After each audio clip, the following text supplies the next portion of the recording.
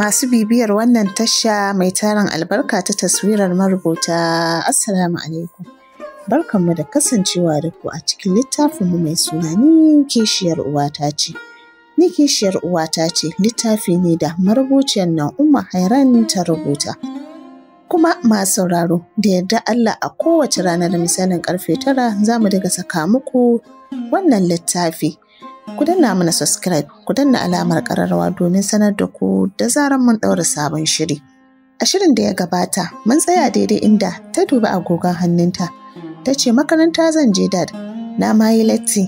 Har na fita, na tuna kana gida. Shi ne na dawo ne maka bai.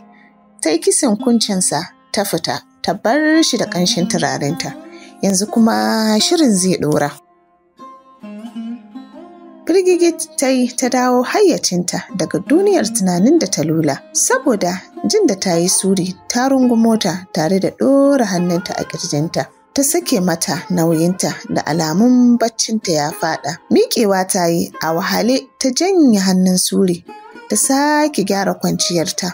Bata daɗe da kwanciya ba, ta ji ta kuma ɗora hannun nata a mazaunanta. Bata yi yunƙurin janye ta ba, a tunaninta kar ta hana ta bacci. Da haka bacci ya ɗauke ta. Cikin bacci ta ji numfashinta na ɗaukewa.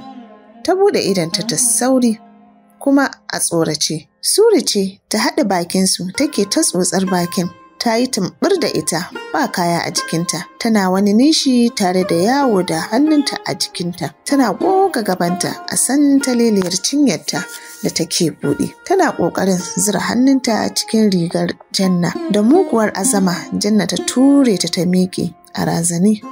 Jikinta sai rawa yake ta ce, Suri, me haka ɗin? Dube kifa a tsirara kike. Saka hannunta ta yi a bakinta tana lasa, tana murza nipple ɗinta. Tana nufa Janna, jikinta sai rawa yake tana shafa ƙasanta da yake tsiyayar da ruwa.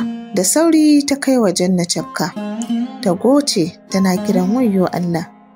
Wayyo Allah na, wannan wace irin masifa ce? Suri, ni mace ce, ke mace, me kike so? Tun kuɗar da Suri ta yi mata ne, ta sa ta haɗe maganar kafin ta yi wani yunƙuri. Ta kama pants ɗinta, ta keta, ta tura yatsanta ciki. Tuni Janna ta saki ƙara. Suri ta sake haɗa bakinsu tare da hura mata wata hoda. Nan da nan jikinta ya saki. Dariya Suri ta yi ta ce, ‘yar iskar ƙarya, ni za ki yi wa wa'azi? Ai duk wayan amarya sai an sha manta. Da haka ta kamo ƙirjin Janna ta riƙa murzawa tana sha, tana gogana ta a saman na Janna. Tana wani nishi mai ƙarfi, tana ihu tana tura hannunta cikin gaban Janna da yake a matse a tsuke. Sai da ta ƙwaƙulo sosai ta ji yayi yanda take so. Sannan ta fara goga gabanta a gaban Janna. Tana murzawa tana nishi tana ihu tana kiran sunanta. Shi kuwa Alhaji Habib yana kwance ya ji ya sake shiga wani yanayi. Dama kawai sai ya janyo system ɗinsa ya kunna ya sake connecting ɗin CCTV ɗin ɗakin Janna. Wannan ɗabi'arsa ce duk dare. Inda yana to kwana yake yana kallon 'yar tasa. Idan ya ji ba zai iya ba, ya lallaɓa ya fita ya sa masaki ya buɗe ɗakin. Bayan ya zare layin wutar ɗakin ya tsotse ta ya biya buƙatarsa. Idan ya samu nutsuwa ya dawo, amma ya kasa shigarta.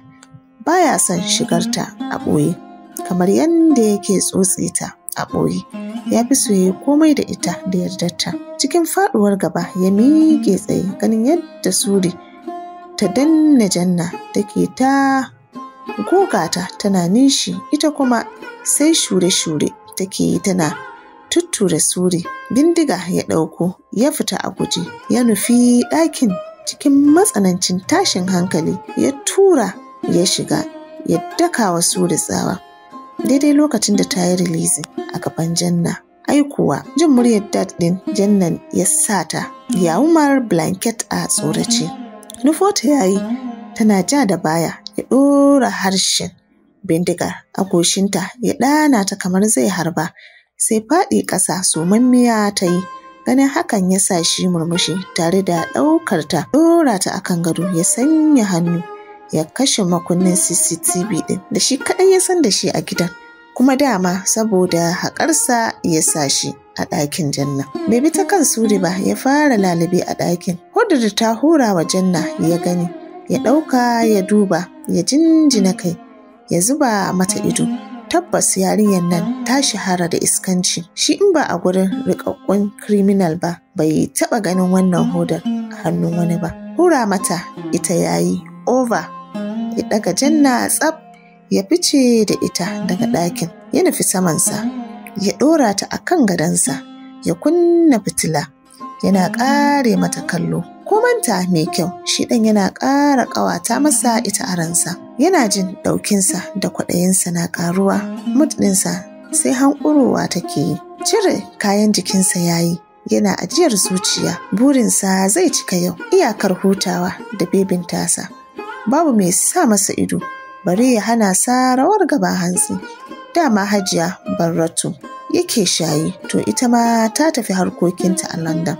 Da wannan tunanin ya haye gadonsa, ya sa hannunsa biyu ya kama ƙirjin Janna, ya fara mulmulawa, yana tsotsa, ya kama ya saki, ya kama ya saki, sai da ya sha mai isarsa, sannan ya saki, ya karkatar da bakinsa ƙasan Janna, ya fara sokin ɗinta. Tana ta shure-shure, sai dai hodar da Suri ta hura mata ya hana ta samun damar tunkuɗe mahaifin nata. Ba ta hayyacinta, ba ta sanin komai da yake faruwa. Azabar da take ji a ƙasanta ce kawai take isa ƙwaƙwalwarta. Ya jima yana wasa da ita, ya daidaita kansa, ya fara goga gabansa a gaban Janna. Yana jin wani masifaffen daɗi na taɓewa wanda iyakar barikinsa bai taɓa ji a jikin wata ‘ya mace ba. So yake ya shiga a cikin Janna, amma shi babban burinsa ya yi komai a kan idanta, tana taya shi. Haka ya ba ta dogon lokaci yana shafe-shafensa da tsotse-tsotsensa da kuma goge-gogensa, sannan ya samu natsuwa. Bakin gwargwado ya tsiyaye mata ruwan gabansa a gabanta, ya bi da bakinsa ya riƙa tanɗewa yana lashewa. Ko da ya gama, kaya ya ja ya sa mata, ya sa nasa, shi ma kawai ya janyo ta jikinsa ya kwanta. Suka kama baccin gajiya, sai ajiyar zuciya take, wacce ba za ta faɗi komai ba da ya faru da ita. Da asuba Suri ta farka, ai hijab kawai ta zira ta fito daga gidan da ke Janar Habib ya ba da umarnin ko da daren ta buƙaci tafiya a barta, ya sa babu soja ɗaya da ya tare ta. Ta yi ta mamakin sa'arta, amma ta san Allah ne ya ƙwace ta, ba wayanta ba. Ƙasan zuciyarta tana tuna daɗin ƙawarta, dole ma ta san yadda za ta yi ta janyo ta tim ɗinsu. Ta san za ta kwashi kaya iyakar kaya. Kiran asubar ce ta farkar da Janna cikin wani yanayi, ta ji jikinta da ƙasanta a ɗaɗɗaure. Ta yi yunƙuri domin tashi, ta ji ta makale jikin mutum. Ta sake yunƙurawa, sai ta ji ƙamshin turaren dat ɗinta. Gabanta ya yanke ya faɗi. Lokacin da ta yi arba da shi ta ce, "Dad?" A firgice shi ma ƙararta ne ya sa ya tashi. Yana miƙa tare da salati ya ce, "Ya ne bebin Dad?" Ajiyar zuciya ta fara yi, tana ƙarewa kanta kallo ta ce, "Me ya kawo ni nan?